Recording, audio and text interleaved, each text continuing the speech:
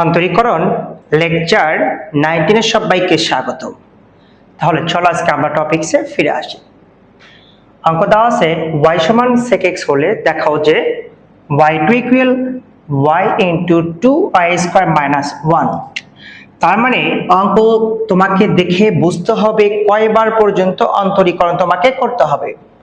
Normally তুমি বোঝো, তাহলে এখানে y2 আছে, y আছে, y স্কয়ার আছে, y আছে এখানে একবার করে, y2 আছে, তার মানে এট লাস্ট তোমাকে দুইবার পর্যন্ত অন্তরীকরণ করতে হবে।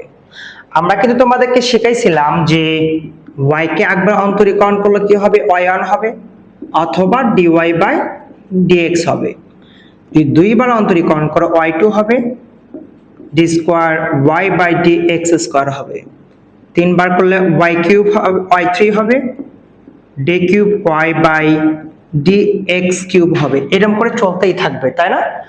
যদি y এর এরকম প্যাটার্ন দেওয়া থাকে তাহলে এই পাশেরটা ফলো করতে হবে, যদি এই পাশেরটা দেওয়া থাকে তাহলে এই পাশের মানটা তোমাকে ফলো করতে হবে।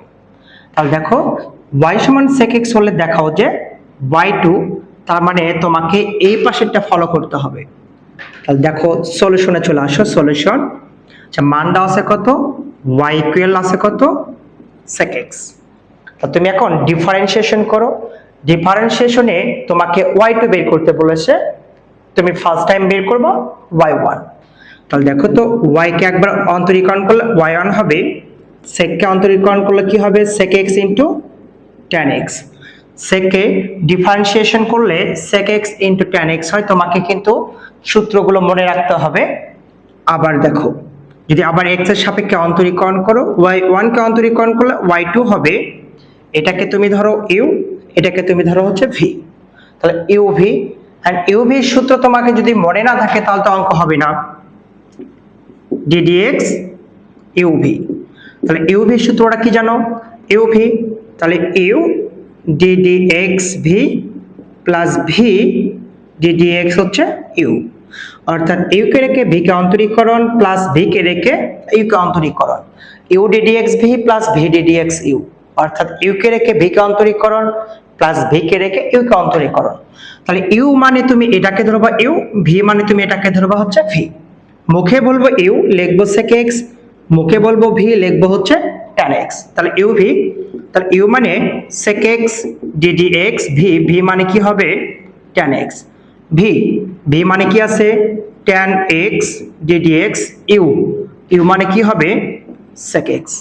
কারণ কি বুঝতে অসুবিধা আছে, u ddx v plus v ddx হচ্ছে u হবে। ddx এর পূর্বে কোনো পরিবর্তন হয় না, অপরিবর্তিত অবস্থায় থাকে, অর্থাৎ যা আছে তাই হবে sec x ddx tan x। and tan x এর সূত্র তোমাকে মনে রাখতে হবে। tan x এর সূত্র কি হবে, tan কে করলে হয় sec স্কয়ার x, ddx এর পূর্বে যা আছে তাই, ddx sec x। sec x কে অন্তরীকরণ করলে কি হবে, sec x ইনটু কি হবে tan x হবে। এটুকু বুঝতে কারো অসুবিধা আছে?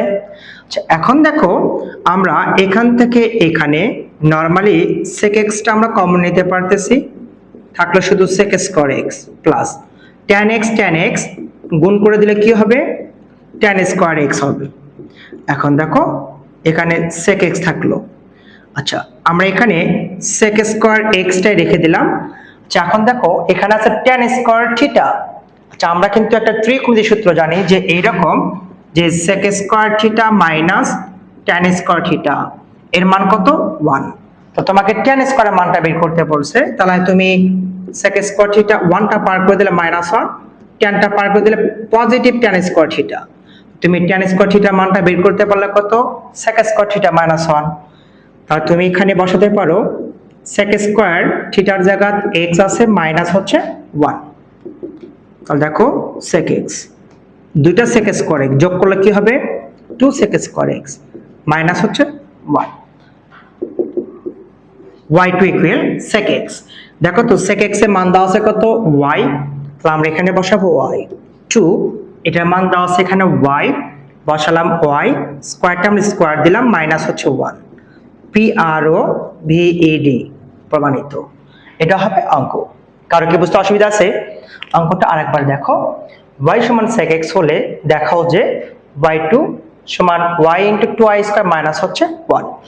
অনেক বড় এসেছে অঙ্কটা, ইম্পর্টেন্ট অঙ্ক। আচ্ছা, y equal to sec x। আচ্ছা, y কে একবার অন্তরীকরণ করলে y1 হবে, sec কে ডিফারেন্সিয়েশন করলে sec x into tan x হবে। পুনরায় y1 কে আর একবার অন্তরীকরণ করলে y2 হবে, এটা u এটাকে v ধরো, দুটো পার্ট দেওয়া আছে, যেহেতু এর মাঝখানে কিছু নাই তাহলে মানে ইনটু অবস্থায় আছে। অন্তরীকরণের ভেতর এরকম ডট গুণন বা ক্রস গুণন কোনো কিছু দেওয়া থাকে না, তোমাকে অটোমেটিক বুঝতে হবে এটা ইনটু অবস্থায় আছে। এটাকে u এটাকে v ধরো, u v u ddx v plus v ddx u, u ddx v plus v ddx u, সূত্রটা এখানে লিখে দেওয়া আছে। আচ্ছা, এখন দেখো ddx এর পূর্বে এখানে যা আছে তাই, tan x কে অন্তরীকরণ করলে sec square x, এটা সূত্র মুখস্থ রাখা লাগবে, ভালোভাবে মনে রাখতে হবে, মনে রাখা মানেই মুখস্থ করা। ddx এর পূর্বে যা আছে তাই, sec x কে অন্তরীকরণ করলে sec x into tan x হয়।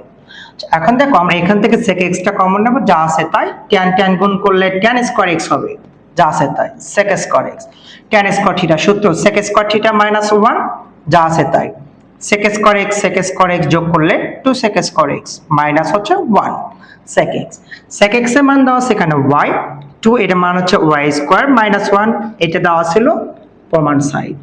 কারো কি বুঝতে অসুবিধা আছে?